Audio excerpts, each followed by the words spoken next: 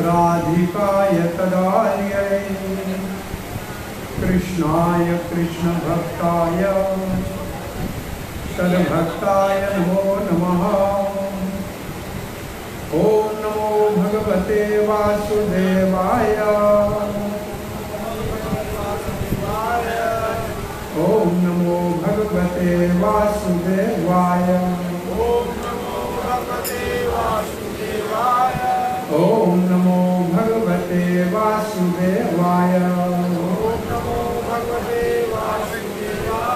नारायणं नमस्कृत्यं नरं चैव नरोत्तमं देवीं सरस्वतीं व्यासं ततो जयमुदीरये। नष्टप्रायेषु भद्रेषु नित्यं भागवत सेवया भगवती उत्तम श्लोकैर्भक्तिर्भवती नश्यति। कृष्णाय वासुदेवाय देवकी नंदनाय च नंदगोपकुमाराय गोविंदाय नमो नमः। जय श्री कृष्ण चैतन्य प्रभु नित्यानंद श्री अद्वैत गदाधर शिवासादि गौर भक्तवृंद। हरे कृष्णा कृष्णा कृष्णा हरे हरे, हरे राम राम राम हरे हरे। सिंघानिया परिवार की ओर से आयोजित श्रीमद् भागवत के सत्संग के पहले दिन के सायंकाल के सत्संग में आप सबका हार्दिक स्वागत है। हमारे मायापुर के भक्तों ने बड़े प्रेम और सुंदर से मैली चादर ओढ़ के कैसे आऊं अब जो भजन गाया, इसमें मैली चादर का अर्थ है ये हमारा भौतिक शरीर। भगवान तो है चिन्मय सच्चित आनंद और हमारा शरीर बना हुआ है 5 भूतों का, तो इस शरीर को लेकर तो हम भगवान के पास नहीं जा सकते। और इस शरीर को कब ले जा सकते हैं? जब मन भगवान का चिंतन करे, चरण भगवान के धाम के दर्शन के लिए चले, माथा भगवान के सामने नमस्कार करके नतमस्तक हो, वाणी से भगवान का गुणगान हो, कानों से हरि कथा सुनी जाए, नासिका से भगवान को अर्पण किए हुए तुलसी दल का और चंदन की सुगंध को सूंघे, हाथ से साधु संत की सेवा करें, मंदिर में झाड़ू निकाले, तो फिर ये तन हमारा पवित्र हो जाता है। तन पवित्र सेवा किए, ये हमारा शरीर पवित्र होता है सेवा करने से। मन पवित्र हरि नाम लिए, मन पवित्र होता है भगवान का नाम लेने से। धन पवित्र दियो दान, और जो धन है भगवान की सेवा में लगता है तो पवित्र होता है। सो आज प्रातः काल के सत्संग में हमने श्रीमद् भागवत की महिमा को पढ़ा, सुना कि भागवत की महिमा में कितने सुंदर कथाएं हैं और कितना भागवत की महिमा और महानता है। आपको श्रोता और वक्ता के भी श्रेणियों का वर्णन करके सुनाया था। ऐसे भागवत के महात्म में लिखा है, अगर वक्ता मतलब बोलने वाला कृष्ण अर्थी हो, इसका मतलब उसका जीवन कृष्ण भक्ति में तल्लीन हो, और सुनने वाला भी कृष्ण अर्थी हो, वो भी भगवान के प्रेम को प्राप्त करने के लिए प्यासा हो, तो कथा तत्काल फल देती। तो कथा तत्काल फल देती। अगर वक्ता बोलने वाला धनार्थी हो कि कथा करूंगा क्या मिलेगा, और श्रोता कृष्ण अर्थी हो, सुनने वाला भगवान को उसके बारे में सुनने वाला है, तो कथा का फल नहीं मिलेगा। और वक्ता कृष्णार्थी हो परंतु श्रोता धनार्थी हो कि कथा से हमारे को लाभ क्या होगा, तो भी कथा का फल तत्काल नहीं मिलेगा। इसलिए कथा सुनने के समय कृष्ण अर्थी बनना चाहिए। हमारा धन कृष्ण, और भागवत से उस धन को प्रकट करके हमको प्राप्त करना है। भागवत में लिखा है, श्रवण से, भागवत के श्रवण से भगवान कानों के द्वारा हमारे हृदय में आते हैं।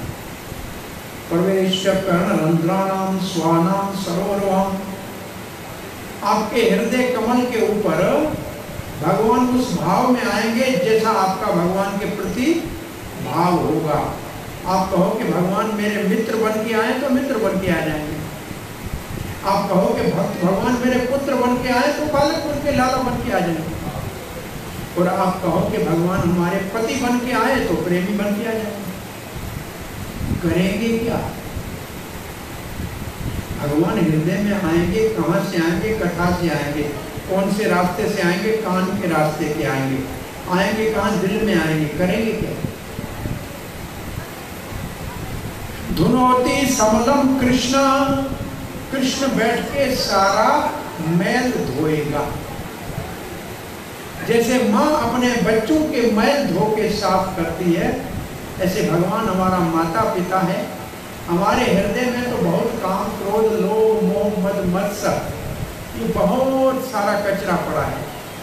हम अपने आप इसको साफ नहीं कर सकते। इसलिए भगवान आकर कथा के माध्यम से हमारे हृदय में प्रवेश करके और हृदय को पवित्र करते।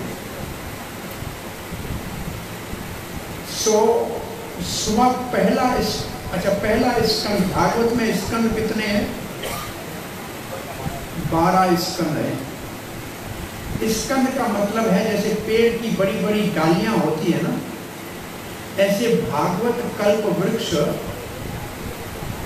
का पका हुआ फल है।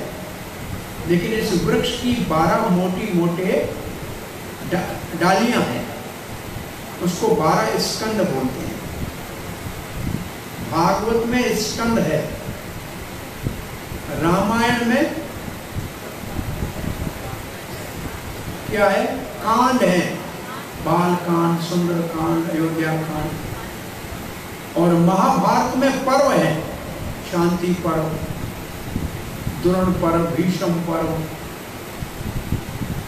तो ग्रंथ का विभाजन भागवत, अच्छा भागवत है क्या? श्री चैतन्य महाप्रभु कहते हैं भागवत है श्री कृष्णेर अंग, प्रति श्लोके प्रति अक्षरे गोपी कृष्ण नाना रंग। भागवत क्या है? भगवान श्री कृष्ण का स्वरूप है, वांगमय रूप है। हर एक अक्षर और श्लोक में भगवान और भगवान के प्रेमी भक्तों का नाना प्रकार का रंग, मतलब लीला है। तो 12 स्कंद भागवत के पद्म पुराण कहती है। पहला और दूसरा स्कंद भगवान श्री कृष्ण के चरण कमल है। तीसरा और चौथा स्कंद भगवान श्री कृष्ण की जांघें हैं। 5वां स्कंद भगवान का उदर है, पेट है। 6ठा स्कंद भगवान का वक्ष स्थल, छाती है। 7वां और 8वां स्कंद 2 भुजाएं हैं। 9वां स्कंद भगवान का कंठ है। 10वां स्कंद भगवान का मुस्कुराता हुआ मुख है। 11वां स्कंद भगवान का ललाट है। और 12वां स्कंद भगवान का कपाट है, सर का ऊपर का हिस्सा है। तो भागवत और भगवान श्री कृष्ण में कोई अंतर नहीं।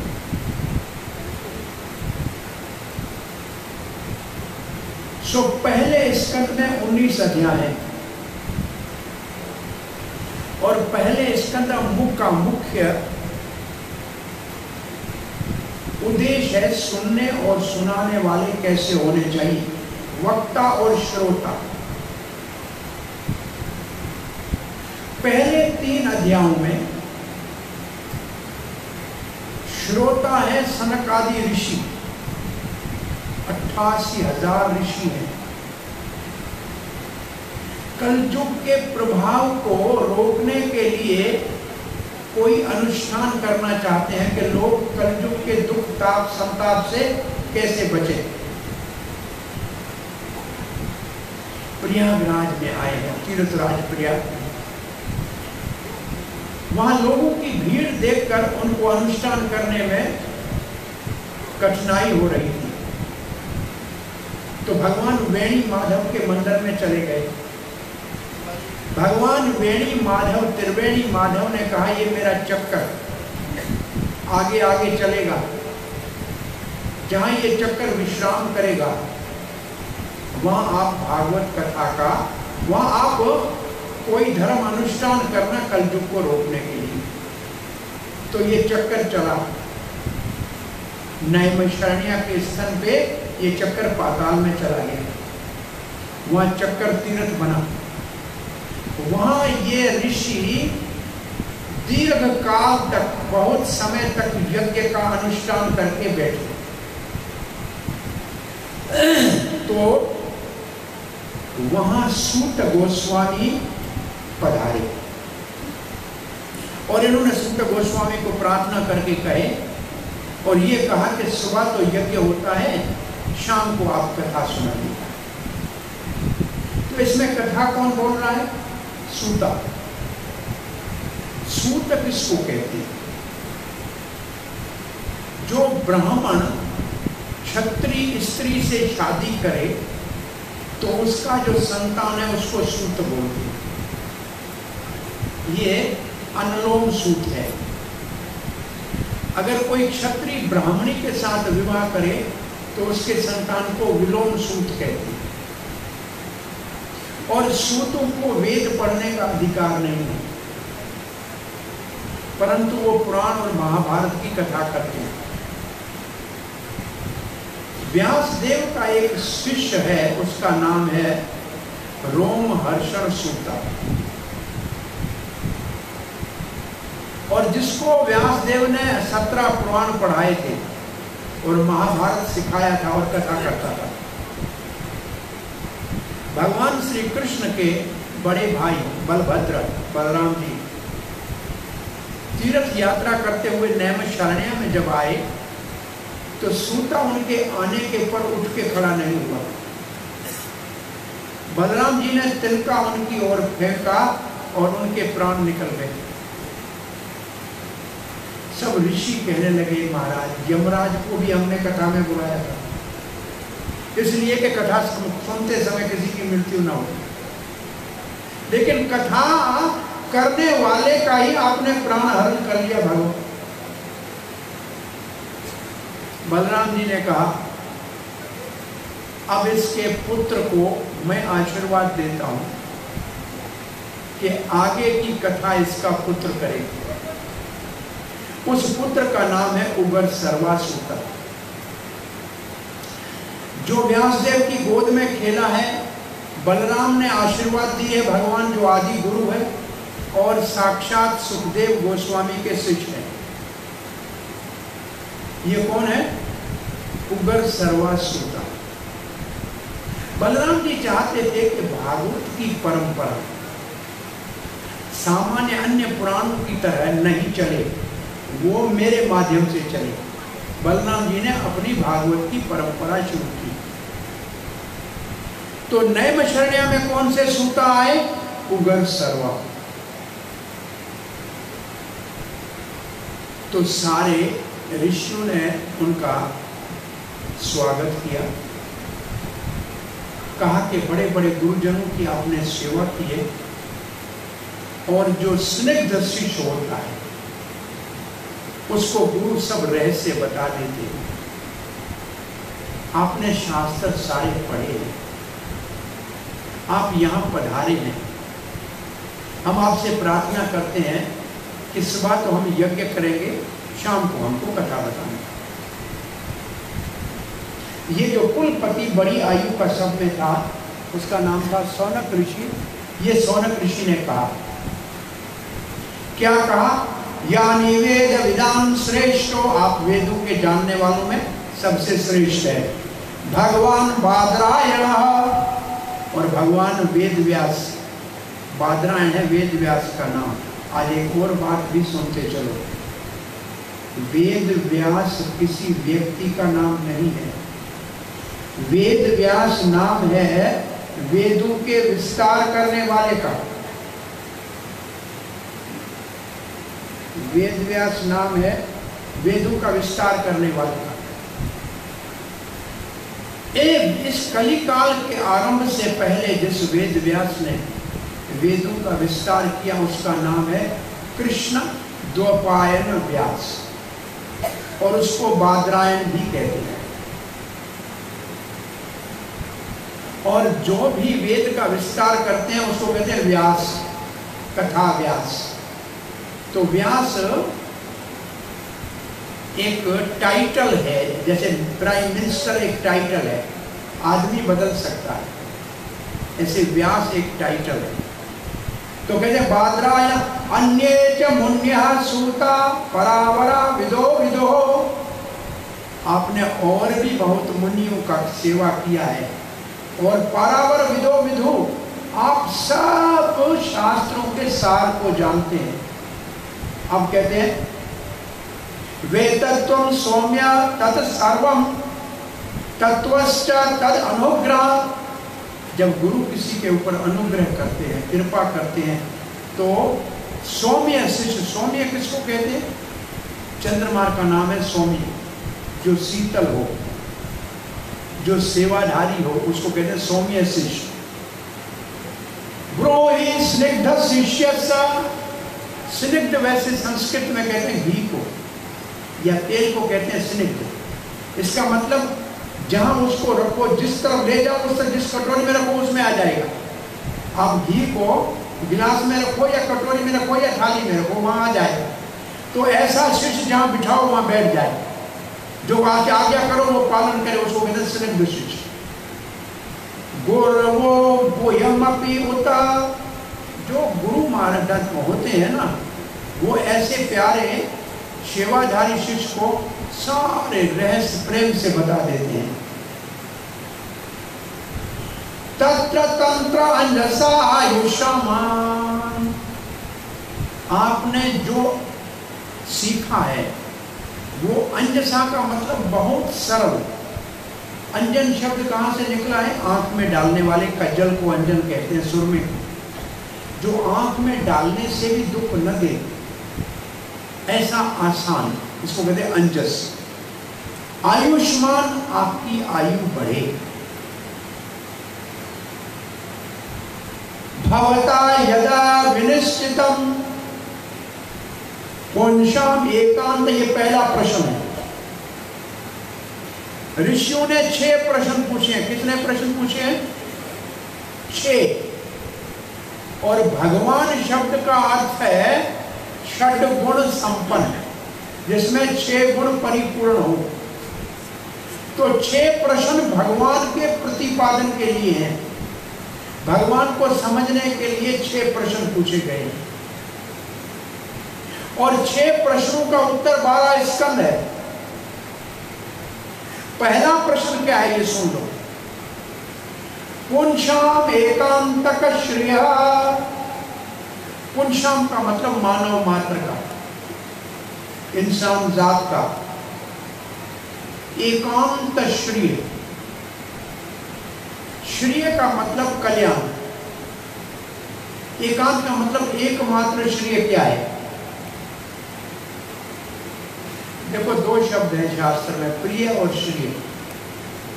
प्रिय का मतलब मुझे अच्छा क्या लगता है, और श्रेय का मतलब शास्त्र अच्छा किसको मानते हैं, धर्म अच्छा किसको मानता है। तो सबका श्रेय क्या है? अगर आपने भगवत गीता पढ़ी है तो कृष्ण के शरण में जाते हुए अर्जुन कहता है, कार्पण्य दोष उपहत स्वभाव पृच्छामि त्वं धर्म सम्मूढ़ चेता यत श्रेय सुनिश्चितम ब्रवीतन में। जो श्रेय है वो बताओ। शिष्यस्ते हम साधिमाम त्वाम पर्पणम, मैं आपका शिष्य हूं, मैं आपका चरण पकड़ता हूं।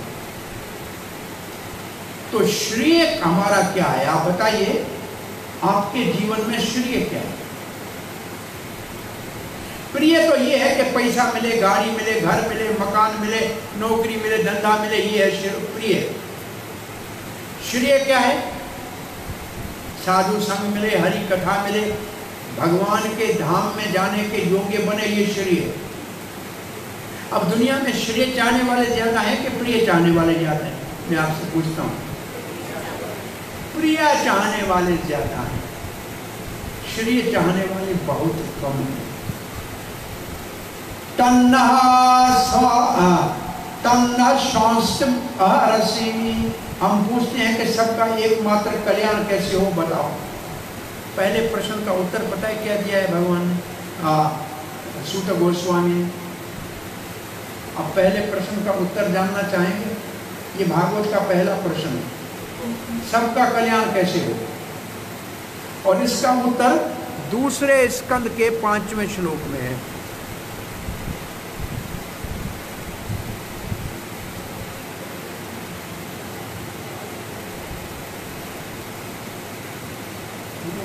हरे कृष्णा।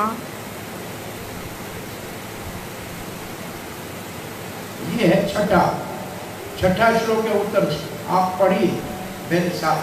सवै पुंसा परो धर्मो यतो भक्ते अधोक्षजय अहेतुकी अप्रतिहता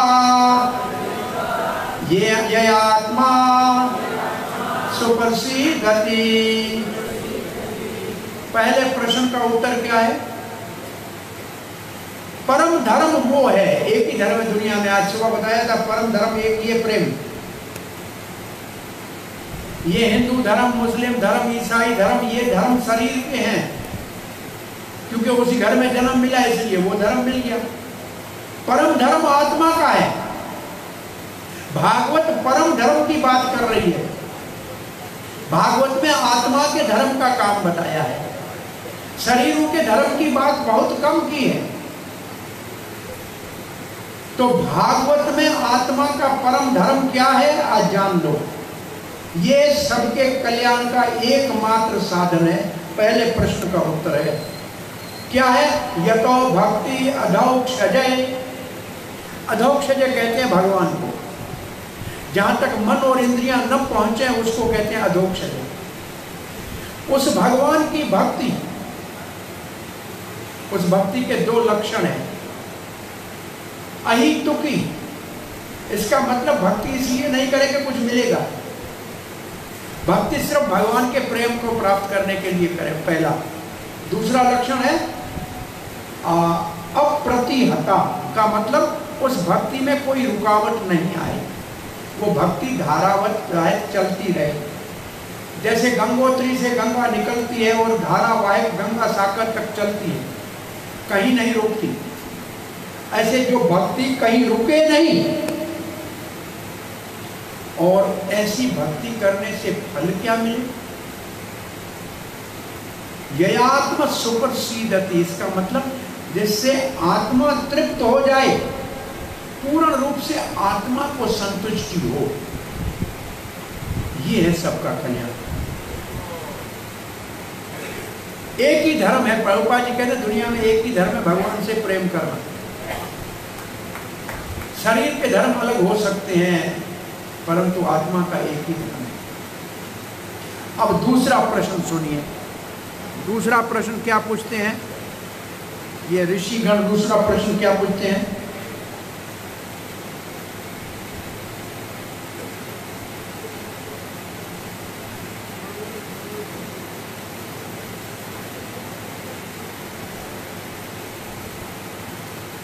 दूसरा प्रश्न 9वें श्लोक में पूछा है। भागवत में आपको सुनने को कभी मिलेगा नहीं, वो तो कथा करके पूरा करेंगे। हम आपको पक्का बातें समझा रहे हैं कि समझो भागवत में दूसरा प्रश्न क्या है।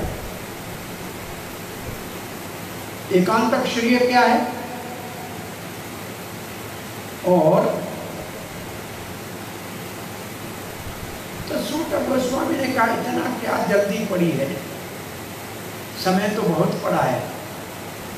तो सुखदेव महाराज कहते हैं प्रायेण अल्प आयुषः सभ्य, भगवान सबकी उम्र बहुत कम है। बोला कम उम्र तो कोई बात नहीं, कलयुग में लोगों का भाग तो अच्छा होगा। बोला नहीं, कलो अस्मिन युगे जना, कलयुग में लोगों की आयु बहुत थोड़ी है। प्रभुपाद जी लिखते हैं थोड़ी आयु नहीं, 100 साल है, लेकिन लोग अपने खान पान का सत्यानाश करके जल्दी मरने की तैयारी कर रहे हैं। स्वयं अपने आप को जल्दी मारने की तैयारी कर रहे हैं। और फिर कहते हैं मंदा आलसी है, सुमंद मत्यो बुद्धि भी नहीं है। आलसी हो बुद्धिमान हो तो भी ठीक है, एक तो आलसी है। भजन के आलसी भोजन के होशियार। भजन के लिए सब तैयार हैं, लेकिन भोजन के लिए सब तैयार हैं, भजन के लिए बहुत आलसी है। मंद भाग्य, अरे भाग्य भी अच्छा नहीं है, और रोज रोज नए परेशानियां उसको घेर के रखी है। इसलिए आप बताइए, ब्रूहि ब्रूहि कर्माणि श्रोतव्यानि विभागशः। इतने सारे वेद, इतने सारे काम, यज्ञ करो, तप करो, दान करो, इतना कुछ शास्त्र में लिखा है, कहाँ बेचारे पढ़ पाएंगे, नाम भी नहीं आएंगे। अथ साधो अत्र तत् सारम। इसलिए आप सबका सार बता दो, सब नहीं पढ़ पाएंगे, सबका सार बता दो। समुद्धृता मनुष्या ब्रूहि भद्राय भूतानां येनात्म सुप्रसीदति। जिससे आत्मा प्रसन्न हो जाए, सारे शास्त्रों का सार बता दो। तो पहला प्रश्न क्या था, बोलिए। हाँ जी, पहला प्रश्न किसी को याद हुआ?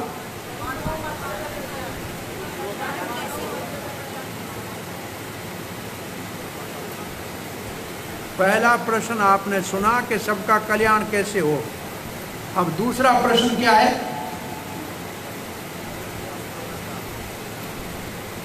सब शास्त्रों का सार क्या है?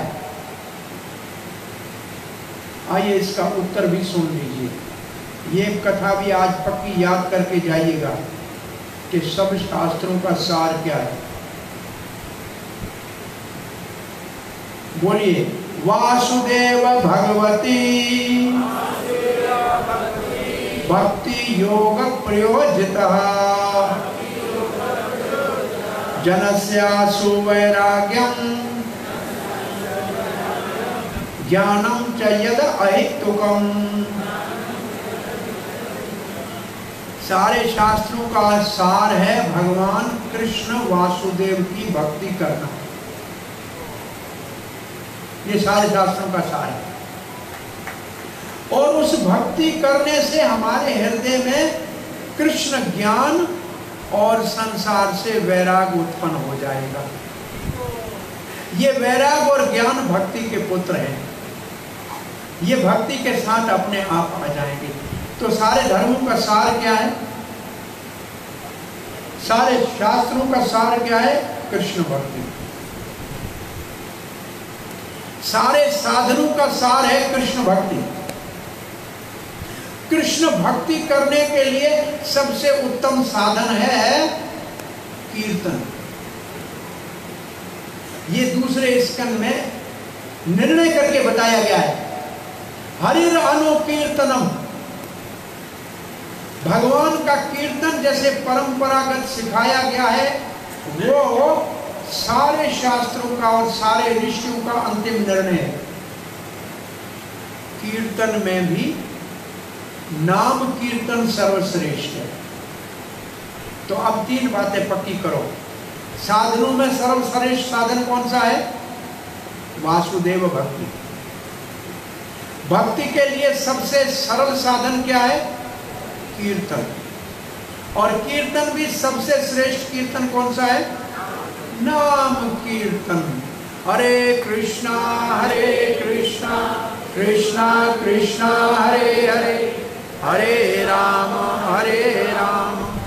राम राम हरे हरे। अब दो और प्रश्न पूछते हैं कि भगवान अवतार क्यों लेते हैं? भगवान के अवतारों की कथा बताओ। और फिर चौथा प्रश्न पूछते हैं, कृष्ण बलराम ने यदुवंश में अवतार लेकर क्या लीलाएं की? 5वां प्रश्न पूछ रहे हैं कि भगवान सृष्टि करते हैं तो कौन सा अवतार लेते हैं। और अंतिम प्रश्न पूछते हैं, भगवान श्री कृष्ण जब अपने धाम चले गए तो धर्म ने किसका शरण लिया। तो तीसरे प्रश्न का उत्तर है भगवान के अवतार, और अवतारों की कथा है तीसरे अध्याय में, और 24 अवतारों के नाम गिनाए गए। आपको सुनने हैं तो सब अवतार 1 2 3 4 5 6 7 करके आपको सुनाते हैं, क्योंकि भगवान के अवतारों का श्रवण करना भी पवित्र करेगा। अब कृष्ण बलराम ने क्यों अवतार लिया, इसका उत्तर आएगा 10वें स्कंद में। ये आपको 5 दिन इंतजार करना पड़ेगा। सृष्टि के लिए भगवान कौन सा अवतार लेते हैं, तो कहते हैं पुरुष अवतार लेते हैं। अब पुरुष अवतार आप लोग जानते हैं, बहुत से भक्ति वृक्ष में जाते हैं। भगवान श्री कृष्ण अपने सीधे हाथ की तरफ से बलराम जी को प्रकट करते हैं। बलराम जी अपने आप को 4 में विभाजित करते हैं, वासुदेव, संकृष्ण, प्रद्युम्न, अनिरुद्ध। इसमें से जो संकृष्ण है वो आगे अपने आप को सृष्टि करने के लिए 3 पुरुषों में विभाजित करता है। पहले पुरुष का नाम है कारण सागर में शयन करने वाला विष्णु, कारण उदकशायी विष्णु, जिसके रोम कोकु से अनंत कोटि ब्रह्मांड निकलते हैं।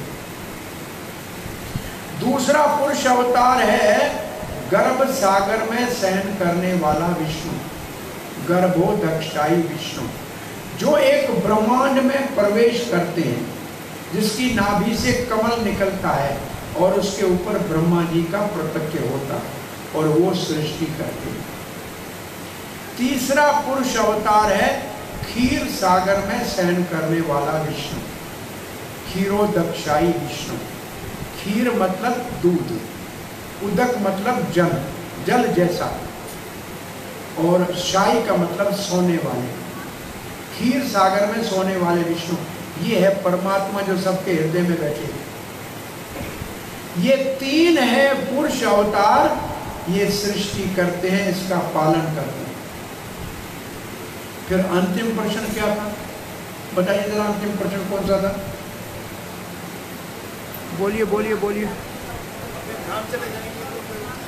बहुत अच्छा आपने याद किया। श्री कृष्ण स्वधाम उपगते, भगवान अपने धाम चले गए। ज्ञान वैरागादि सहित कलयुग के लोगों के आंखें जो बंद हो गई थी अज्ञान के कारण, उनको रोशनी देने के लिए श्री कृष्ण के अपने धाम जाने के बाद पुराणार्क उदय, भागवत पुराण के सूर्य के समान उगा है। तो छठे प्रश्न का उत्तर क्या है? भगवान ऐसे अपने धाम जाने लगे और भागवत रूपी सूर्य का उदय हुआ, जो लोगों के अज्ञान के अंधकार को नाश करेगा। तो इसका अर्थ क्या हुआ? श्री कृष्ण और भागवत में कोई अंतर नहीं है। श्रील प्रभुपाद लिखते हैं, जिसका हृदय शुद्ध है, फिर लिखते हैं हृदय शुद्ध होता है जब आहार शुद्ध होता है, और जब आहार शुद्ध है और हृदय शुद्ध है तो भागवत के पन्नों में आपको श्री कृष्ण से मुलाकात हो जाएगी।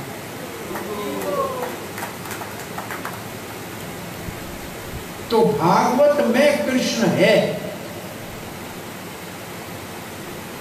ये बात आप पक्की समझ लो।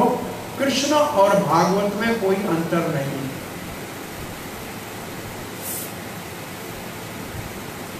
अब विशेष रूप से दूसरे स्कंद में, दूसरे अध्याय में भागवत धर्म का वर्णन है। श्रील प्रभुपाद ने इसके ऊपर धारावाहिक प्रवचन किए थे न्यू वृंदावन में। हम उसका आपको सार बता रहे हैं। जब भक्ति से ही भगवान को प्राप्त करेंगे, जब भक्ति ही परम धर्म है, तो फिर भक्ति हो कैसे और मिलेगी कहां से? भागवत से। तो भागवत में रुचि कैसे हो? भागवत में हमको सुनने में रति कैसे हो, आसक्ति कैसे हो? ये ऐसी कथा शुरू होती है। शुश्रूषु श्रद्धानस्य, अगर आप श्रद्धा से सुनने के लिए तैयार हो, महत सेवया, भगवान के भक्तों की सेवा करोगे, भागवत कथा में रुचि होगी। तो पहले कथा सुनने में हमें सुख कैसे मिले? बोला महात्माओं की सेवा करने से। तीर्थ निषेवना, अरे महात्मा की सेवा क्या है? चरण दबाना, कपड़े धोना, रोटी खिलाना? नहीं, महात्मा की सेवा है कथा सुनना। महात्मा की सेवा है कथा सुनना। प्रभुपाद जी से एक बार उनके शिष्य ने पूछा कि गुरुदेव मैं आपको प्रसन्न कैसे कर सकता हूं? प्रभुपाद जी थोड़ी देर शांत रह के कहने लगे, जब तुम कृष्ण से प्रेम करोगे तो मैं खुश हो जाऊंगा। तो साधु किस बात में खुश होता है? जब हम कथा सुन के कृष्ण की भक्ति को प्राप्त करें। अब कहते हैं तो फिर सुनना क्या चाहिए साधु से? दूसरा प्रश्न है, साधु से सुनना साधु की सेवा है, और साधु की सेवा करने से भागवत में रति हो जाएगी। तो सुनना क्या चाहिए? तब दूसरा श्लोक आता है, शृण्वतां स्वकथा कृष्ण पुण्य श्रवण कीर्तन। अरे भाई सुनना है तो स्वयं भगवान श्री कृष्ण ने जो कथा कही है वो सुनो। श्री कृष्ण ने कौन सी कथा कही है? भगवत गीता। और कृष्ण के विषय में कथा कौन सी है? श्रीमद् भागवत। इसको सुनना चाहिए। बोला होगा क्या? लाभ क्या है?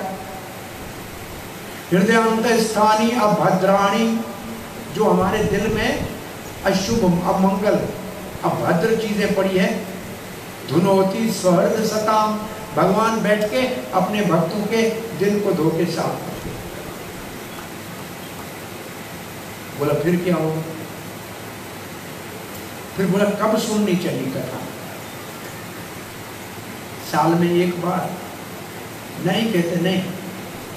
क्या कहते हैं? नष्ट प्रायेषु अभद्रेषु नित्यम भागवत सेवया।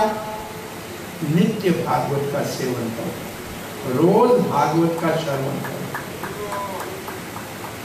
और यहां प्रभुपाद जी ने और हमारे आचार्यों ने लिखा है भागवत दो है, एक ग्रंथ भागवत और एक पुरुष भागवत। और श्री चैतन्य महाप्रभु कहते हैं भागवत को भागवत पुरुष से सुनना चाहिए। जो भागवत को व्यवसाय बनाकर आजीविका के लिए कथा कर रहे हैं, उनकी कथा से भक्ति कभी नहीं प्रकट होगी। इसका अर्थ ये, भागवत के महात्म में लिखा है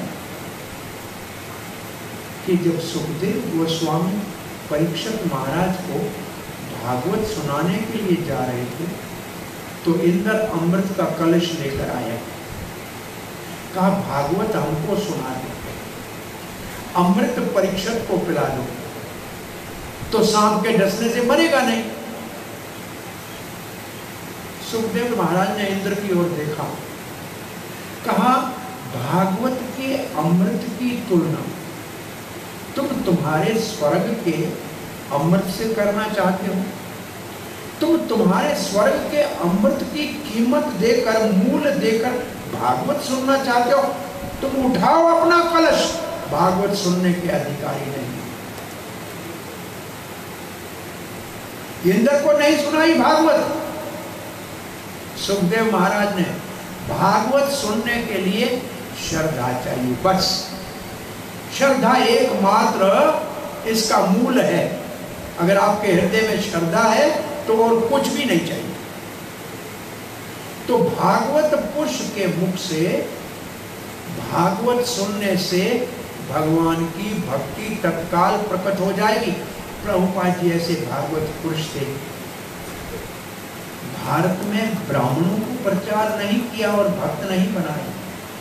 पाश्चात्य देश में यवन और मलेशों को 70 साल के प्रभुपाद और 17 साल के उनके सुनने वाले कथा, लेकिन प्रभुपाद के मुख से भागवत की कथा सुनकर वो सब भागवत पुरुष बन गए, साधु बन गए।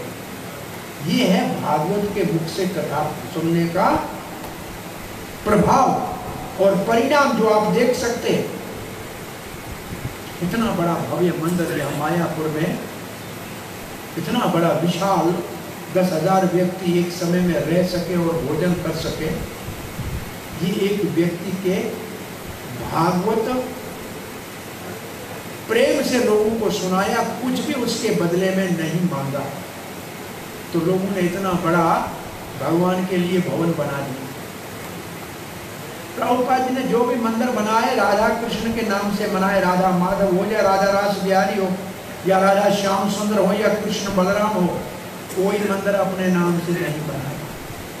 ये है भागवत पुरुष की पहचान। वो सब श्रेय भगवान को देता है, स्वयं कुछ नहीं देता। ऐसी कथा करने वाले दुनिया में क्रांति ला सकते हैं। और प्रभुपाद जी ऐसे कथा करने वाले हैं जो विश्व के अंदर सनातन धर्म में बहुत बड़ा इंकलाब लाए हैं, बहुत बड़ी क्रांति लाए हैं। आज पूरे विश्व के अंदर काले अफ्रीका में भी धोती और पहन के तिलक लगा के कीर्तन कर रहे हैं, और गोरे रशिया में भी कीर्तन कर रहे हैं। अरे भारतवासियों के लिए तो भागवत का प्रकट्य हुआ है, यहां क्यों नहीं सुनते लोग? भगवान को जब सृष्टि करनी थी तो जैसे उदाहरण देते हैं कि घी में समोसे तलने के लिए डाले, थोड़ी देर ज्यादा रह गए, काले हो गए, अफ्रीका भेज दिए। फिर कहा कि अब ज्यादा नहीं तलेंगे, जल्दी निकाले, गोरे रह गए, पाश्चात्य देश भेज दिए। फिर बैठ के बिल्कुल पूरे न काले न गोरे, ऐसे गेहूं के रंग के जब बने तो बोला तुम भारत में हो। इसलिए चैतन्य महाप्रभु कहते हैं भारत भूमि से हिला मनुष्य जन्म जा, जन्म सार्थक करी कर परोपकार।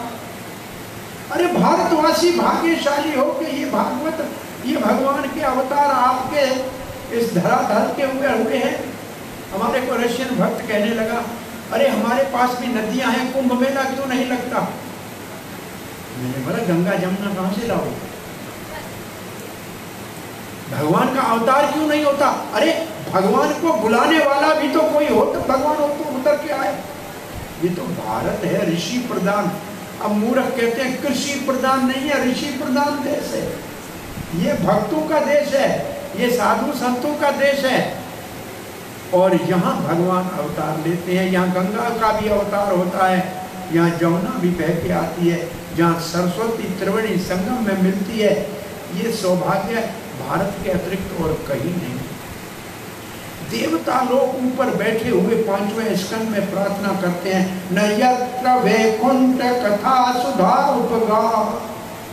जहाँ भगवान नारायण की हरि कथा, गोविंद की कथा की अमृतमयी नदी नहीं बहती हो, न यत्र साधवो, जहाँ साधु उस ऐसी कथा का रसास्वादन करने वाले नहीं हो, न यत्र यज्ञ मक्खई, जहाँ हरिनाम संकीर्तन का यज्ञ न हो, जहाँ जन्माष्टमी और रामनामी का उत्सव न हो, सुरापी लोका न, हमें स्वर्ग लोक भी नहीं चाहिए, क्योंकि स्वर्ग में न हरि कथा है, न हरि भक्त हैं और न हरि कीर्तन है।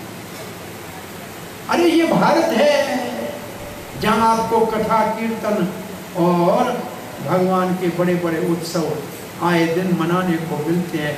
कितना बड़ा सौभाग्य है। अगर हम नहीं लाभ लेंगे तो और कौन लेगा? लेना चाहिए, लेना चाहिए और जरूर लेना चाहिए।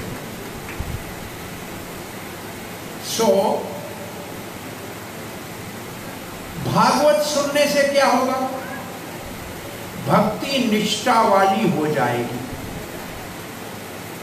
आपने श्री रूप गोस्वामी के भक्ति को प्रेम तक पहुंचने के 9 स्तर है, सुने?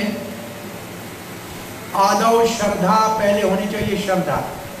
आपकी श्रद्धा थी, आप मायापुर में आए। अब दूसरा है साधु संग। आप यहां आए तो आपको यहां हरि कथा और साधु संग मिल रहा है। अब आपको आगे बढ़ना है तो करिए भजन क्रिया। इसका मतलब अब माला लेकर 7 दिन यहां रोज भगवान के नाम का जप कीजिए। ये हमारे गोपाल जी और संगीता, इन्होंने जो कथा की थी अपनी माता की स्मृति में जगन्नाथपुरी में, वहां हमने सब सुनने वालों को एक माला पहले जपाने का नियम किया था। एक सब माला जपते थे, फिर कथा सुनते थे, और उन सबको वो माला बाद में दे दी थी। और उनमें से कुछ तो निश्चित रूप से अभी आज भी जप कर रहे हैं। यहाँ मायापुर धाम में एक माला जपने का फल 100 माला का मिलेगा। और प्रातः सवेरे जप लोगे तो 1000 का फल में मिल जाएगा एक का। इसलिए और सारी शॉपिंग भी हो सकता है कि आपके मन में हो कर ले। हो सकता है गोपी ड्रेस या बच्चों के लिए कोई कुर्ता ले लो, लेकिन हमारी आपको कर हाथ जोड़ के विनती है, एक माला और एक उसका झोला ले लो और 7 दिन ये धन कथा करो। ये धन ऐसा है कभी समाप्त होने वाला नहीं। ये एक काम भजन क्रिया आप करो, ये है भजन क्रिया।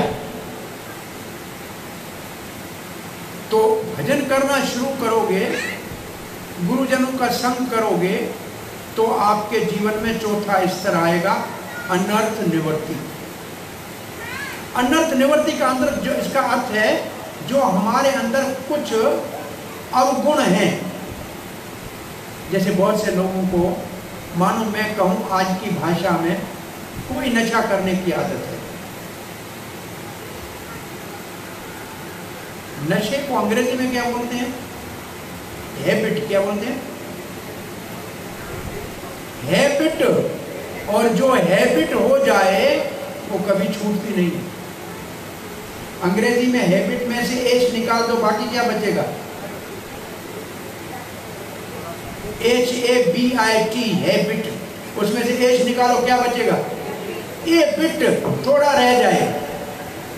ए निकाल दो, फिर क्या बचेगा? बिट, थोड़ा रह जाएगा। बी निकालो, क्या रहेगा? इट, अभी भी वो रहेगी आदत। आई निकालो, फिर क्या रहेगा? चाय, फिर भी रह जाएगा। ये नशा फिर भी रह जाएगा।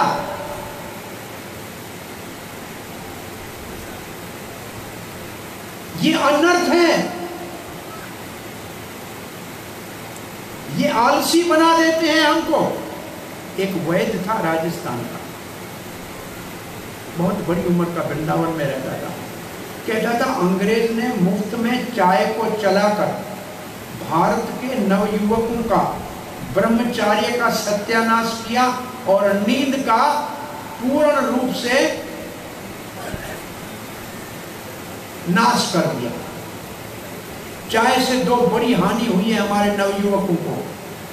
ब्रह्मचार्य शब्द भूल गए और रात को नींद आती नहीं। नींद और ब्रह्मचार्य दोनों का नाश किया है चाय ने।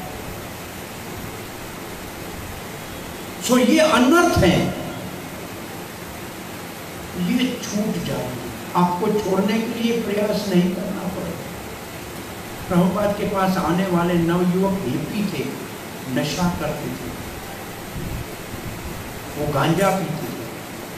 लेकिन जैसे ही भगवान की भक्ति शुरू की और प्रभुपाद के मुख से कथा भागवत सुनी, उसकी सब बुराइयां छूट गई। उनका जीवन बिल्कुल पवित्र हो गया, शुद्ध वैष्णव आचरण उनके अंदर आ गए।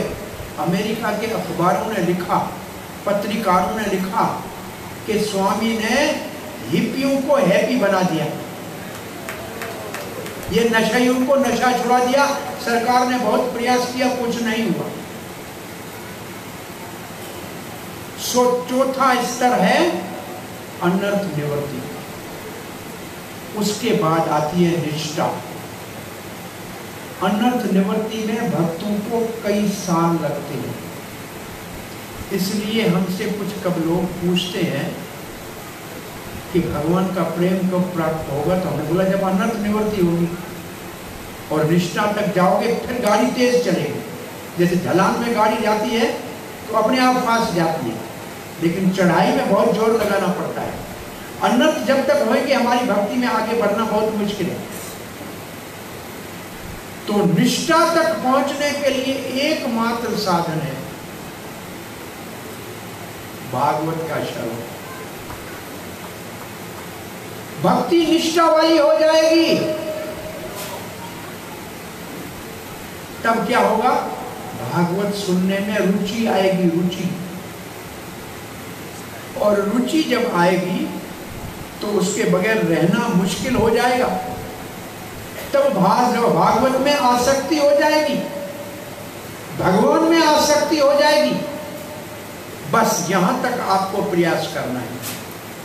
आप आसक्ति तक पहुंच गए तो भाव भक्ति तो पहले से ही हृदय में भगवान ने भर के भेजी, वो जागृत हो जाएगी और वो परिपक्व होगी तो प्रेम बन जाएगा। तो प्रेम तक अगर पहुंचना है तो आसक्ति तक आपको प्रयास करना पड़ेगा, और उसमें सबसे ज्यादा टाइम लगता है अनर्थ निवृत्ति में। तो निष्ठा तक पहुंचने के लिए सबसे सरल साधन है भागवत का श्रवण, नित्यम भागवत सेवन। हम तो प्रायः भागवत कथा करते हैं, तो प्रार्थना करते हैं सबको कि श्रीमद् भागवत के श्रील प्रभुपाद का जो बहुत सुंदर तात्पर्य के साथ अनुवाद से 18 खंड में जो भागवत है, इसको अपने घर में विराजमान करें। अभी धाम में तो हम विशेष रूप से नहीं कह पाते हैं, लेकिन हमारा प्रार्थना होती है कि यहाँ रोज एक भागवत का सेट रखते हैं, उसकी आरती करते हैं, और शाम को कोई भाग्यशाली कहता है कि ये भागवत मैं अपने घर ले जाना चाहता हूँ, तो दूसरे दिन दूसरा भागवत यहाँ आता है। और एक एक कथा में कभी कभी हमने 2-2, 250 भागवत के सेट वितरण किए। नहीं तो 7 सेट तो हम चाहते हैं, तो कम से कम एक दिन का एक भागवत का सेट कोई भाग्यशाली अपने घर में भगवान को ले जाए। और 2 बार कथा हो रही है तो 14 सेट तो आपका दायित्व हो जाता है, और 15 मायापुर धाम का 15 सेट भागवत के, चाहे बंगाली में, चाहे हिंदी में, चाहे अंग्रेजी में। अगर आपके इस कथा श्रवण वालों ने किसी ने संकल्प करके लिया तो हम समझेंगे कि भागवत का बड़ा फल आपके घर में अपने आप पहुंच गया। भागवत शास्त्राणि यद गृहे मंदिरे निवसति, जिसके घर में भागवत शास्त्र होता है, भगवान कहते हैं उस घर में मैं रहता हूं। ये तो भागवत शास्त्र के साथ आप प्रभुपाद के तात्पर्य के रूप में साक्षात भागवत पुरुष प्रभुपाद को भी साथ ले जा रहे हैं। तो ये तो भगवान, भागवत और भक्त तीनों मिल रहे हैं। अब आप अपना संकल्प कीजिएगा, आगे की कथा को बढ़ाते हैं। निष्ठा तक जब भक्ति पहुंच गई तो फायदा क्या हुआ? रजोगुण और तमोगुण का प्रभाव कम हो जाएगा। रजो तमः, रजोगुण में क्या होता है? लोभ। लोभ रजोगुण है। राग, ये मेरा, ये मेरा, ये मेरा रजोगुण है, समाप्त हो जाएगा। लोभ राग आदि समाप्त। तो हम आएंगे सतोगुण में, और सतोगुण में भगवान के ज्ञान सुनने के लिए मन में बहुत प्रेरणा मिलेगा। फिर क्या होगा? बोला फिर हृदय के अंदर आनंद की अनुभूति होगी और हृदय में जितनी गांठें हैं वो सब छिन्न भिन्न हो जाएगी। अरे हृदय में गांठ कौन सी है मेरे भाई? सबके हृदय में एक गांठ है, वो कौन सी है? अज्ञानता और अहंकार की गांठ है। कौन सी गांठ है? अज्ञानता और अहंकार की। ये छिन्न भिन्न हो जाएगी। दूसरा क्या होगा? सारे संशय समाप्त हो जाएंगे। आपके मन में जो भी संशय है, डाउट है, वो सब समाप्त हो जाएंगे। तीसरा क्या होगा? सारे कई जन्मों के कर्मों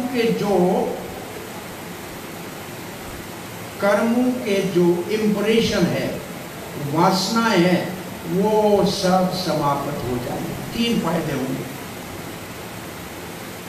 अहंकार और अज्ञान चला जाएगा, संशय समाप्त हो जाएंगे, कर्मों के सारे चिट्ठे जला के रख कर दिए जाएंगे। तब क्या होगा?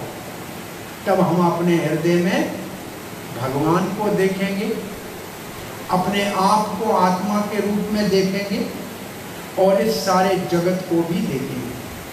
3 चीजें देखेंगे। अब मैं आपसे एक प्रश्न पूछता हूं, इंसान देखता कैसे? तो बच्चों का प्रश्न है, बोलिए बताइए कैसे देखता है इंसान? कहां से?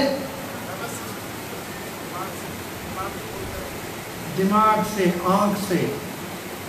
अरे भाई रोशनी नहीं है तो आंख से कुछ दिखता है क्या?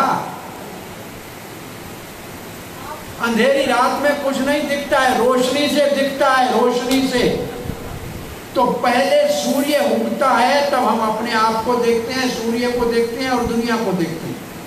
ऐसे हृदय में पहले भगवान दिखेगा, तो उसके प्रकाश में हम अपने आप को देखेंगे कि आत्मा है भगवान के सेवक, और फिर हमारे को पूरी दुनिया दिखाई देगी। ये इस स्तर पे पहुंचना हमारा जीवन का लक्ष्य है। फिर आगे की कथा को बढ़ाते हैं। सुखदेव महाराज ने कहा कि परीक्षित महाराज होना नहीं, अपना सूत गोस्वामी ने कहा, सनक आदि ऋषियों, मैं आपको भागवत कथा सुनाने जा रहा हूं। इदम भागवत नाम पुराणम, ये आपको सुनाने जा रहा हूं। अभी अभी सुखताल में जहां सुखदेव गोस्वामी परीक्षित महाराज को संत समाज में भागवत सुना रहे थे, तब मेरे गुरुदेव ने मुझे कहा, निकट आकर बैठो बेटा, ध्यान से सुनो, आगे आपको भागवत सुनानी है। तो मैं अभी भागवत सुन के आया हूं, आपको सुनाऊंगा। तो सनक आदि ऋषियों ने 3 प्रश्न पूछे। कहा, भागवत कौन से युग में, कहां और किसकी प्रेरणा से प्रकट हुई? दूसरा प्रश्न पूछा, परीक्षित महाराज एक छत्र पृथ्वी का सम्राट था, राजा था, वो नवयुवक था, वो भागवत सुनने के लिए गंगा के तट पे क्यों गए? तीसरा प्रश्न था, सुखदेव गोस्वामी कथा सुना रहे, अरे वो तो ब्रह्म में पहले ही लीन थे और कहीं 7 मिनट भी नहीं रुकते थे, वो 18,000 श्लोक कैसे पढ़े? 3 प्रश्नों के उत्तर में दूसरे 3 अध्याय शुरू होते हैं, 4, 5, 6। तो पहले 3 अध्यायों में सूत सनक आदि संवाद है। बोलने वाले सूत है, सुनने वाले बड़े बड़े ऋषि हैं। अब दूसरा संवाद है नारद व्यास संवाद। यहां भी सुनने वाले व्यास है, सुनाने वाले नारद हैं, दोनों भगवान के अवतार हैं।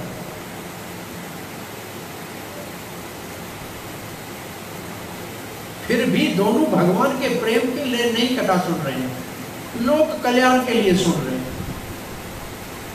तो अब प्रसंग ऐसे चलता है आगे।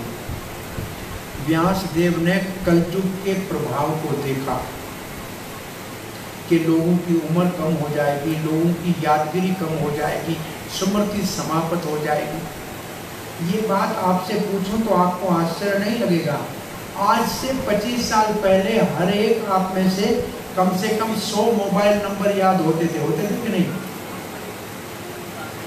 अब अपना भी नंबर मुश्किल से, पत्नी का तो नंबर ही याद नहीं है, बच्चों के नंबर भूल गए।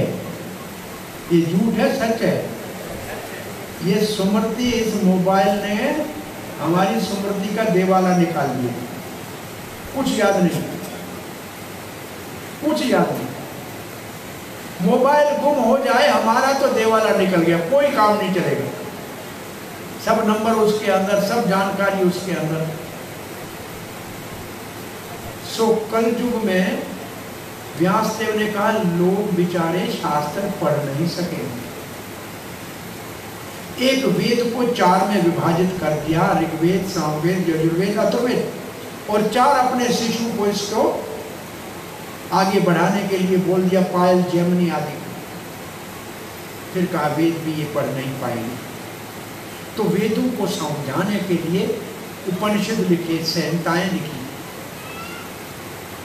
संतुष्ट नहीं हुए। 17 पुराण लिखे जिसमें इतिहास है और वेदों का प्रतिपादन करने के लिए बहुत सी कथाएं हैं, फिर भी संतुष्ट नहीं हुआ। बोला वेद पढ़ेगा कोई तो गुरु के आश्रम में जाएगा, ये बेचारी माता है तो गुरु के आश्रम में जा नहीं सकती। ये बेचारा व्यवसाय करने वाला धंधे से फारिग नहीं होगा कि गुरु के आश्रम में कब जाके कथा सुनेगा, और ये मजदूर तो कभी भी जा नहीं सकता है, तो इनका हित कैसे करें? तो माताओं के लिए, व्यवसाय लोगों के लिए और श्रमिक काम करने वालों के हित के लिए व्यासदेव ने महाभारत के रूप 5वां वेद को प्रकट किया। फिर भी व्यासदेव संतुष्ट नहीं। व्यासदेव का आश्रम है बद्रिक आश्रम में, सरस्वती के तट के ऊपर। व्यासदेव की गुफा आज भी है।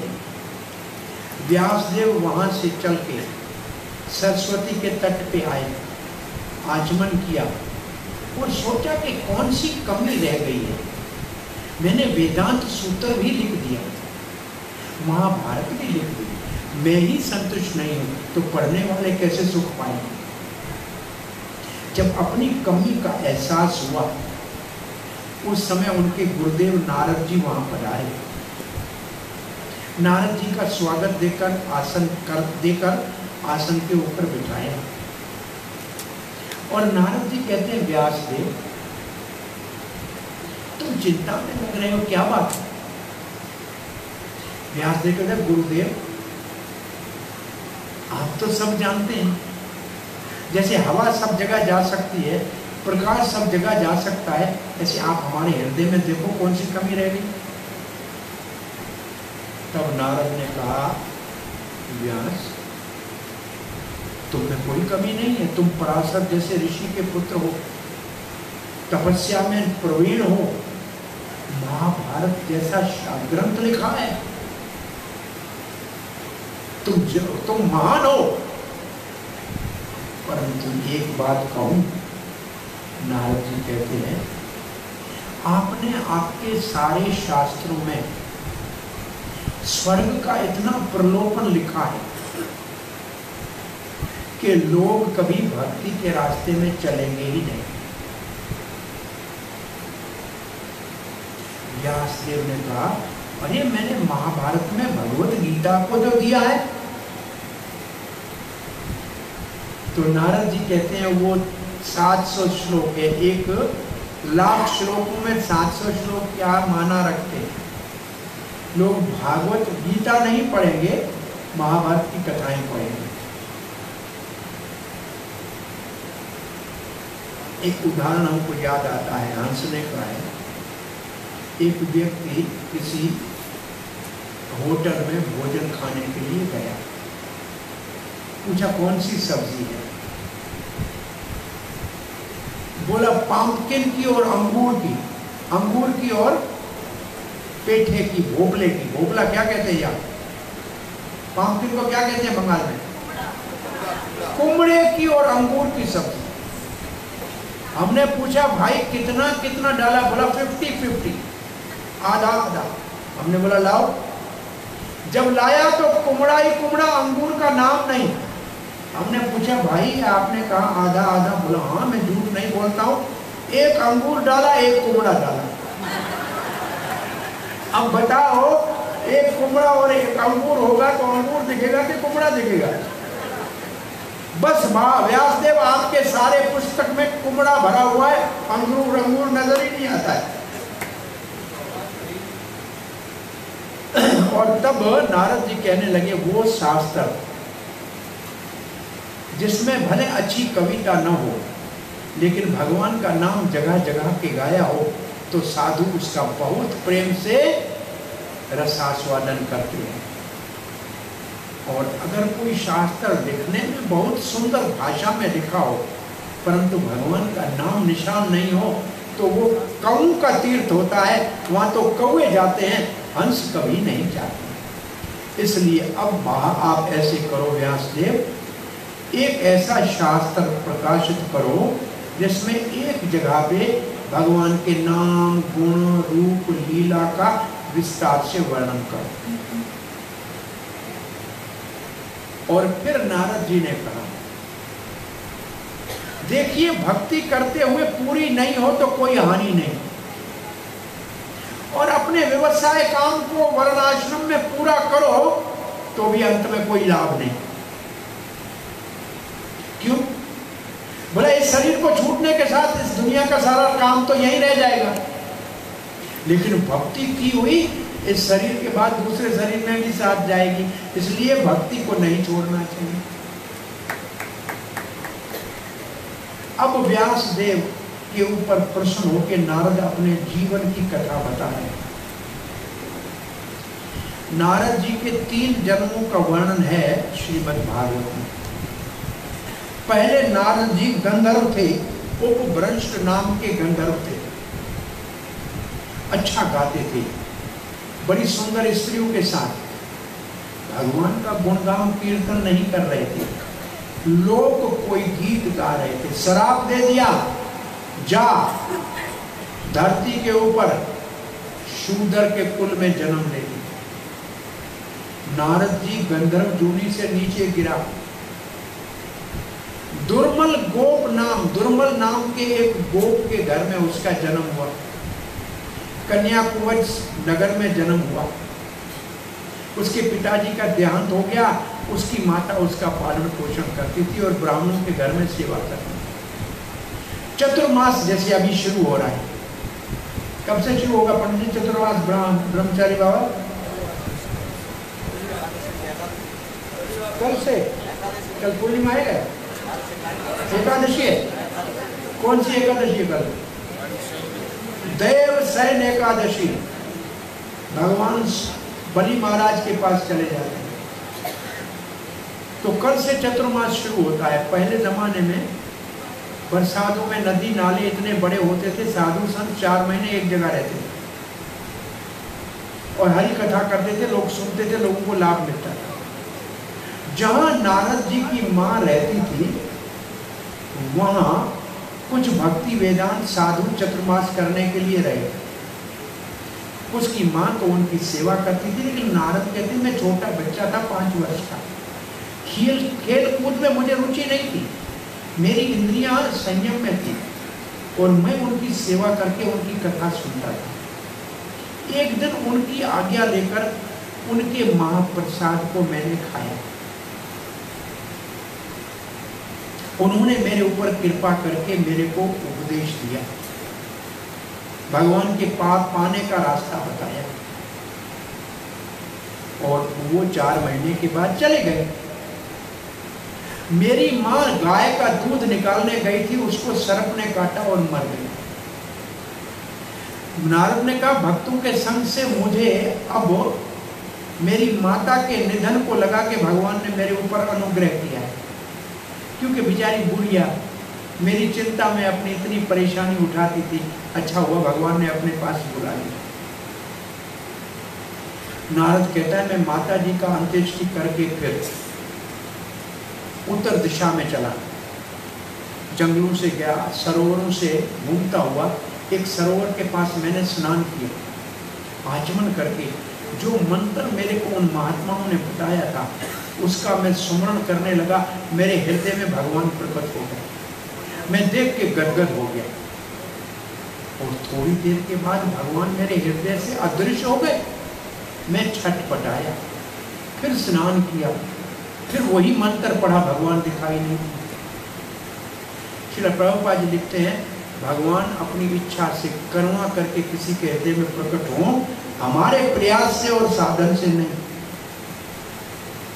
न प्रवचने, न बड़े प्रवचन करने से, न बहुवेद पाठ, न तो किसको मिलते हैं?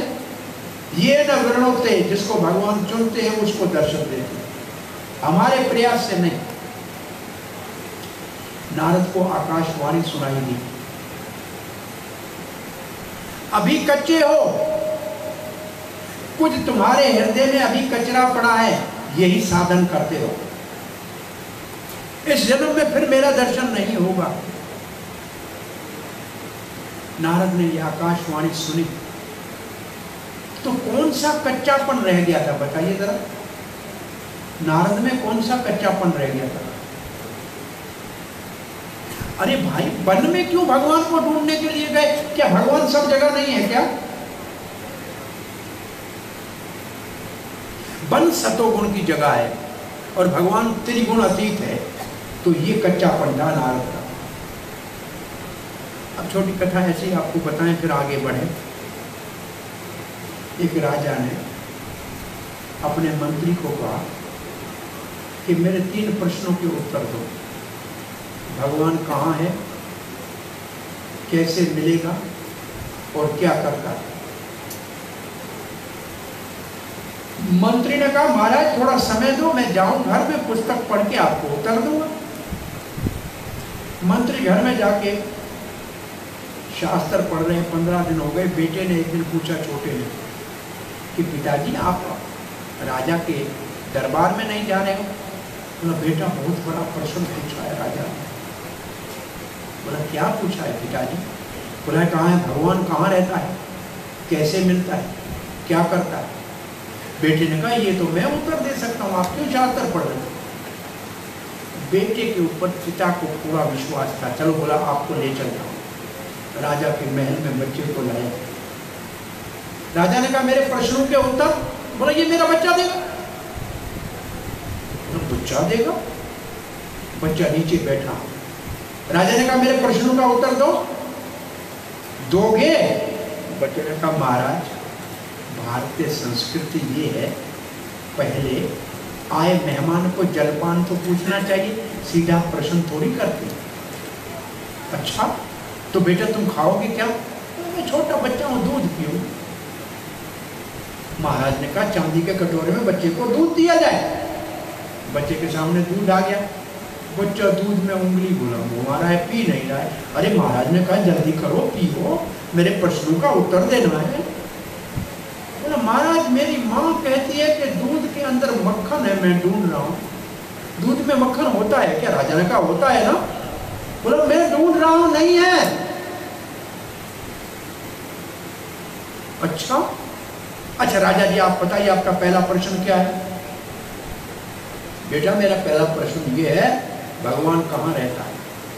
बच्चे ने कहा, भगवान पूरे जगत के कण कण में रहता है, ऐसे जैसे दूध में मक्खन रहता है। अब दूध में मक्खन दिखाई नहीं देता है, ऐसे दुनिया में भगवान दिखाई नहीं देता है। अब बोला, दूसरा प्रश्न क्या है महाराज आपका? बोला, भगवान मिलेगा कैसे? बोला, दूध से मक्खन निकलेगा कैसे बताओ? बोला, दूध को गर्म करना पड़ेगा, फिर ठंडा करके जामुन डालना पड़ेगा, दही डालना पड़ेगा, तब दूसरे दिन दही बनेगा, फिर उसका मंथन करेंगे तब मक्खन बनेगा। बोला, बस महाराज आपका दूसरा प्रश्न क्या है? बोला, भगवान मिलेगा क्या कैसे? बोला, दूध की तरह पहले गर्म होना पड़ेगा, तपस्या करनी पड़ेगी, फिर किसी गुरुजन से नाम रूपी हरे कृष्ण महामंत्र लेके और जीवन को दही की तरह ठहराने वाला बनाना पड़ेगा, छलकना छोड़ना पड़ेगा, और फिर उसके अंदर दिए हुए गुरु के मंत्र का मंथन करेंगे तो भगवान प्रकट हो जाएंगे, मक्खन मिल जाएगा। अब तीसरा प्रश्न बोला महाराज ने, आपका तीसरा प्रश्न क्या है महाराज? बोला भगवान करता क्या है? बोला महाराज गुरु बन के पूछ रहे हैं कि शिष्य बन के?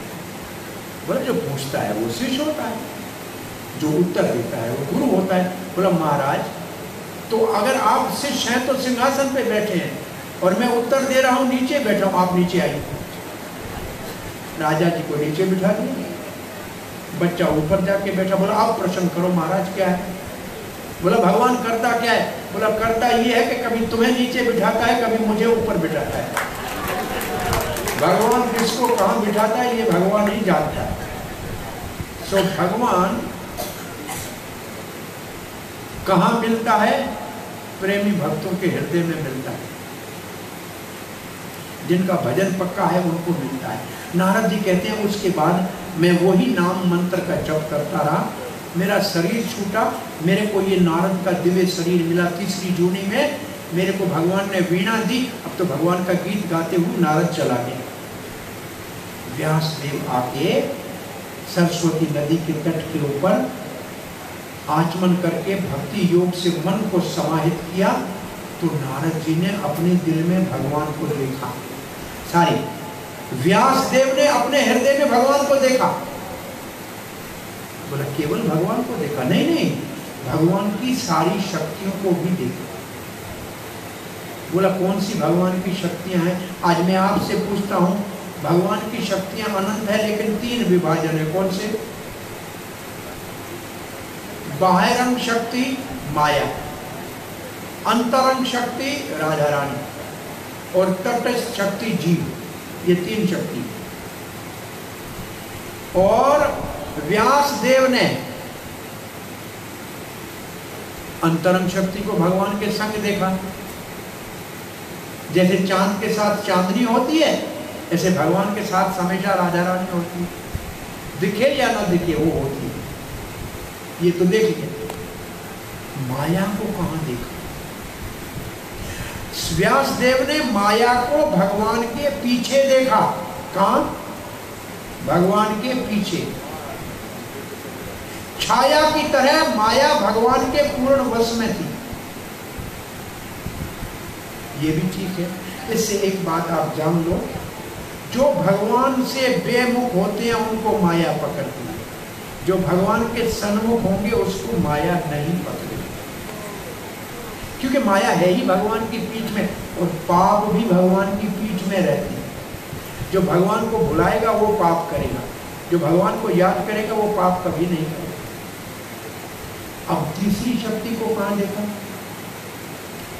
हम जीवों को व्यास देव ने देखा कि माया के जाल में फंसे हुए हैं और अपना अनर्थ कर रहे हैं। क्या कर रहे हैं?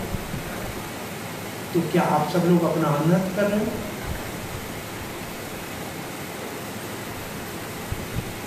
तो इसका अर्थ क्या है? इसका अर्थ है सब दुनिया में लोग अपने स्वार्थ के लिए काम कर रहे हैं, अपने शरीर के लिए काम कर रहे हैं, अपने परिवार के लिए काम कर रहे हैं, लेकिन अपनी पहचान, अपनी आत्मा के लिए कुछ नहीं कर रहे। ये है अनर्थ। आप बताइए, ईमानदारी से बताइए कि 24 घंटे में कितना घंटा आत्मा का चिंतन करते हो या भगवान का नाम लेते हो?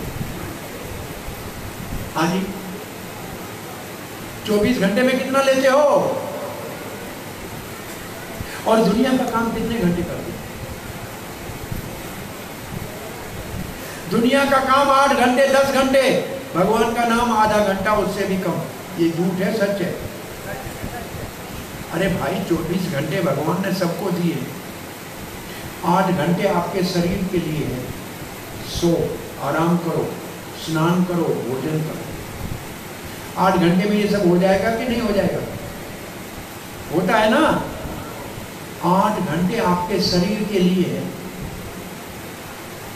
इसके निर्वाह के लिए नौकरी करो, धंधा करो, कारोबार करो, घर का काम करो। 8 घंटे में आपका काम हो जाता है कि नहीं हो जाता?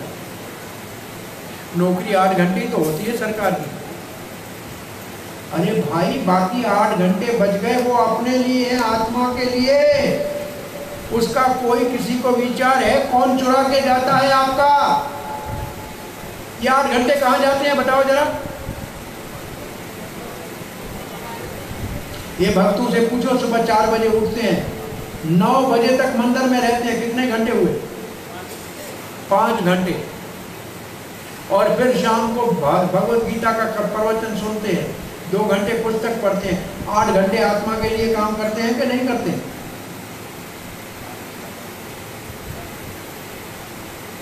आप लोग कितने घंटे भगवान के बारे में सोचते हैं? विचार करके बताओ। 8 घंटे आपको दिए गए हैं अपने हित के लिए। कौन खाके जा रहा है आपका ये समय? प्रायः बहुत से लोगों का ये समय टीवी के ऊपर बर्बाद होता है, मोबाइल में फेसबुक और व्हाट्सएप को देखने में पूरा होता है, नहीं तो इधर उधर की बातें करके पूरा करते हैं।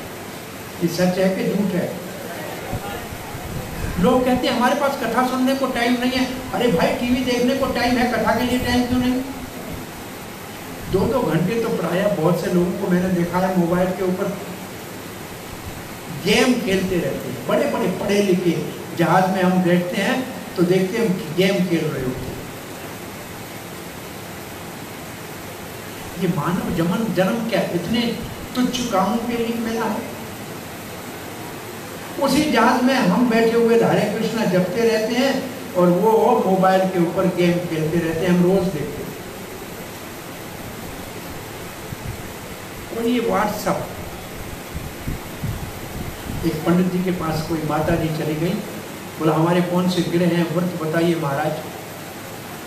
पंडित जी बड़ा समझदार था, बोला माता जी रविवार को व्हाट्सएप का व्रत रख दो, शनिवार को फेसबुक का व्रत रख दो, तुम्हारे घर में शांति रहेगी। कि समय सारा इसमें चला जाएगा, घर का काम तो कोई करता नहीं। अरे आजकल घरों का ये हाल है, एक टेबल पे परिवार भोजन के लिए बैठा है लेकिन एक दूसरे से बात नहीं करता है, हर एक मोबाइल में ऐसे उंगली करते हैं। देखा है कि नहीं देखा? एक दूसरे से बात नहीं करता है। और ये व्हाट्सएप पता है क्या है? छोटे बच्चे को ना माता जी वो डायपर पहनाती है ना, थोड़ी देर के बाद देखते हैं कुछ हुआ, ऐसे करती है। ये व्हाट्सएप वाले कुछ हुआ कुछ आया, सारा दिन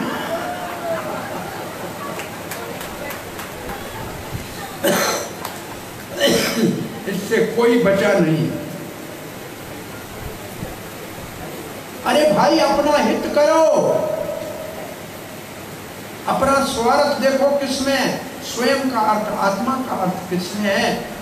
सो व्यास देव कहता है ये बेचारे अनजान हैं, अपना स्वार्थ नहीं जान रहे हैं, अपना अनर्थ कर रहे हैं। मैं तो जानता हूं ना, मैं इनके लिए रास्ता निकालता। तो व्यासदेव ने कहा मैंने सात्वत संहिता को, भागवत को प्रकाशित किया। बोला इसका लाभ क्या है?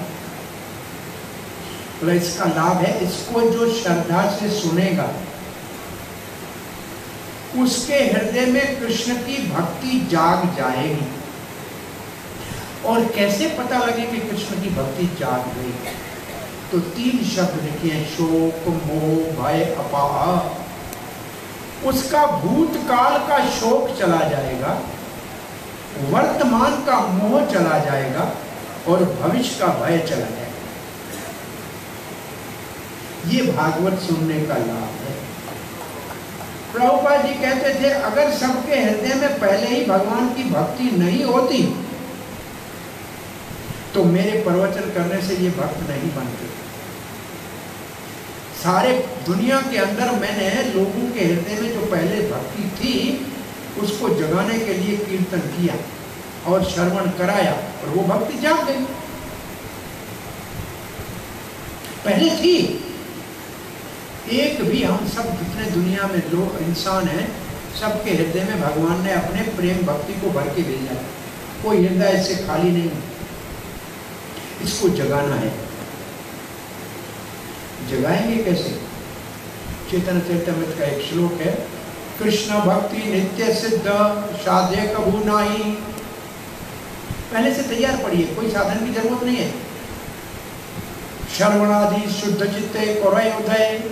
अगर भगवान के नाम का कथा सुनोगे, कीर्तन करोगे तो ये प्रकट हो जाएगी। अब ये एक आपको उदाहरण देते हैं। वैसे नेम वाला समय तो 7 का हो गया, लेकिन कथा शुरू ही 5:45 बजे हुई। हमारी गाड़ी लेट है, कोई बात नहीं। पहले कीर्तन हो रहा था, आप बैठे थे सुन रहे थे, अब कथा हो रही है, आप सुन रहे हैं। मैं कथा कौन सी आपको बताने जा रहा था। ये जो हमारे पानी के नलकूप होते हैं ना, हैंडपंप या मोटर, गर्मियों के दिन में बीच में हवा आ जाती है और पंप चलाते हैं तो हवा आती है, पानी नहीं आता। मोटर चलाए तो फा फा फा फा फू निकलता है, पानी नहीं निकलता। पानी खत्म नहीं हुआ है, पानी बहुत पड़ा है, बीच में हवा भर गई है। तो बुद्धिमान व्यक्ति क्या करते हैं, जरा आप ही बताइए, क्या करेंगे? एक बाल्टी ले आके 2-3 जग पानी के ऊपर से डालेंगे तो हवा निकल जाएगी और फिर पानी चलाने से आ जाएगा। आता है कि नहीं आता है? बस कृष्ण प्रेम यहाँ भरा हुआ है, माया ने यहाँ हवा बना दी है, भाव इधर ब्लॉक हो गया है। कान के द्वारा 2-4 कथा की बाल्टियां डालोगे तो कृष्ण प्रेम निकल आएगा। तो ये भगवान के प्रेम को निकालने का बहुत सरल साधन है। तो पहले प्रश्न का उत्तर मिल गया कि भागवत बद्री का आश्रम में कली काल के आरंभ में, द्वापर के अंत में व्यासदेव के द्वारा नारद की प्रेरणा से प्रकट हुआ। अब दूसरा प्रश्न का उत्तर दे रहे हैं। सुखदेव महाराज ब्रह्म में निश्चित था, परंतु भागवत की कथा ने उसके मन को अपनी ओर बलात् आकर्षित कर लिया। तब कहते हैं व्यासदेव ने अपने शिष्यों को कुछ भागवत के श्लोक सिखाए। कहा कि जहां सुखदेव समाधि में बैठा हो वहां ये श्लोक गुनगुनाना है।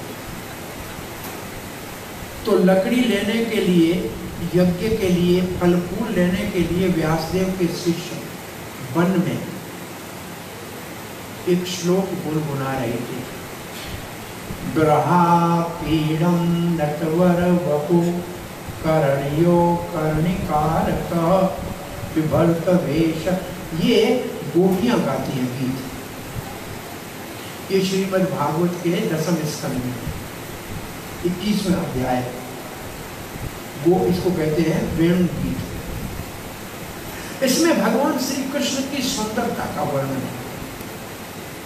नटवर वेश धारण किया हुआ है, वैजंती माला पहनी हुई है, मोर मुकुट पहना हुआ है, बांसुरी में तान भर रहे हैं।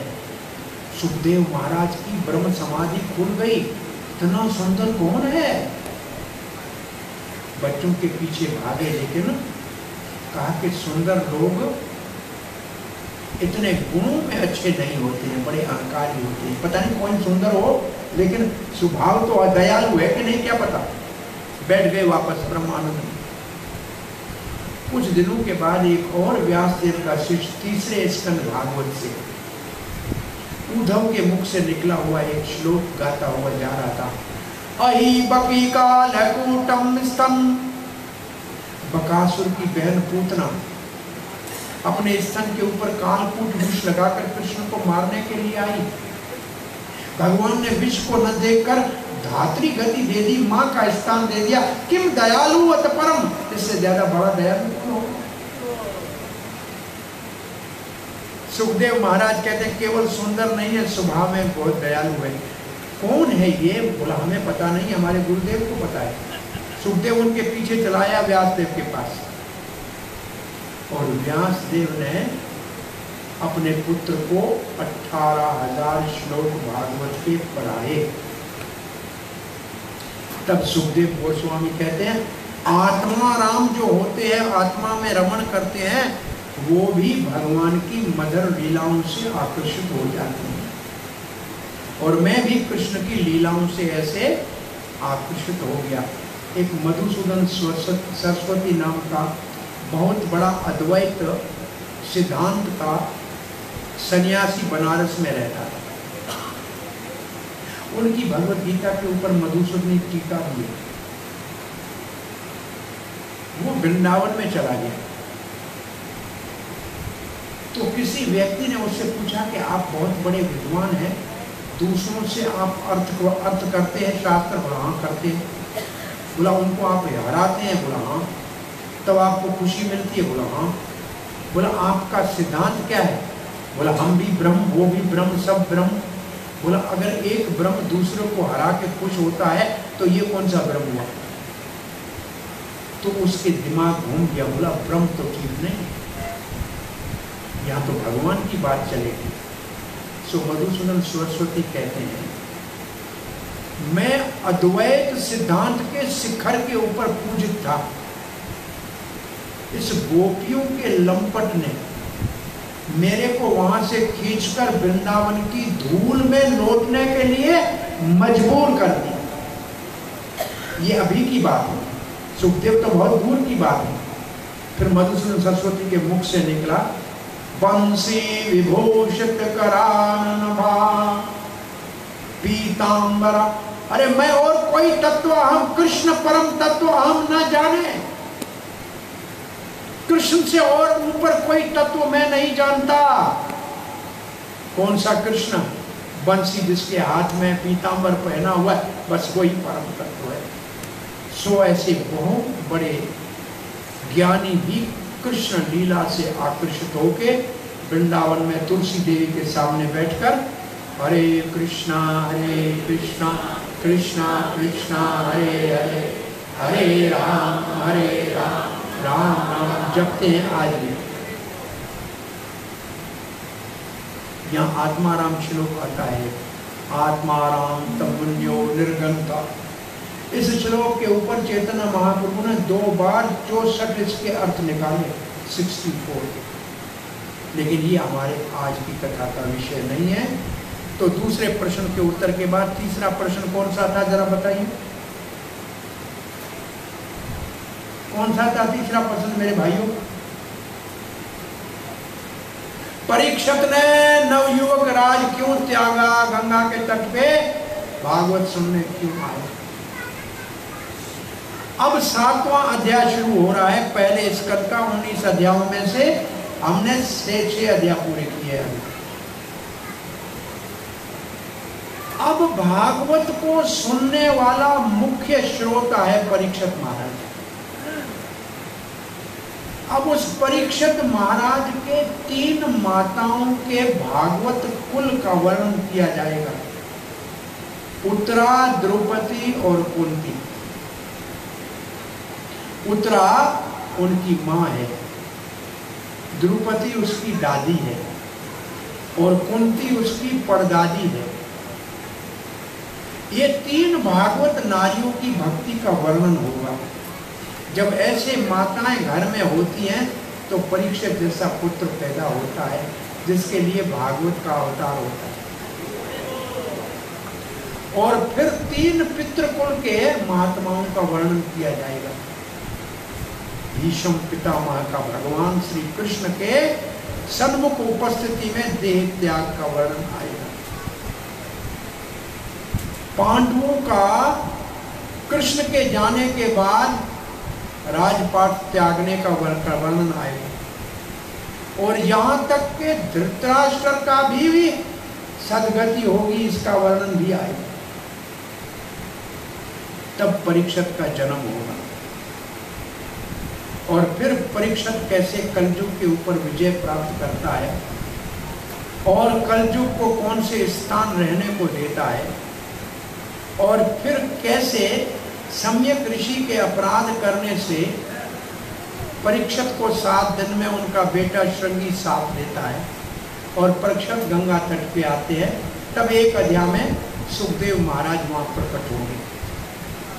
तो मैं समझता हूँ आज की कथा को यहाँ विराम देते हैं, क्योंकि आरती कीर्तन होगा और 20 मिनट लग जाएंगे। कल हम कथा शुरू करेंगे पांडवों के रक्षा करने के लिए श्री कृष्ण भगवान भक्त वत्सल के रूप में सिर्फ पहले स्कंद भागवत में दिखाई देगा। फिर हम दूसरा, तीसरा, चौथा, पांचवा, छठा, सातवां, आठवां, नवां पढ़ेंगे, कृष्ण नहीं मिलेंगे। तब भगवान के अन्य अवतारों का वर्णन मिलेगा। फिर 10वें स्कंद में कृष्ण से मुलाकात होगी। तो कल सुबह की कथा में भक्त वत्सल भगवान श्री कृष्ण पांडवों की कैसे रक्षा करते हैं, इस कथा को कल सुबह श्रवण करेंगे। यहाँ वाणी को विराम देते हैं। हरे कृष्ण। अब भागवत, अब कीर्तन करेंगे भक्त, और भागवत की आरती पंडित जी होगी। हाँ, भागवत की आरती होगी पंडित जी। तो भागवत की आरती होगी, कीर्तन होगा, और फिर सबके लिए भगवान की कृपा से प्रसाद तो पर्याप्त मात्रा में है ही। रात का सुख से सोइए, कल सुबह कथा के लिए तैयार होके आइएगा। हरे कृष्ण।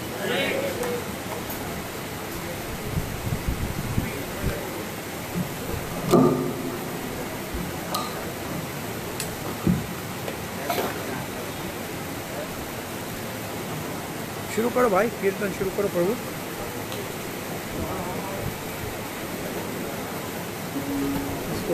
इसको चार्ज में लगाना है,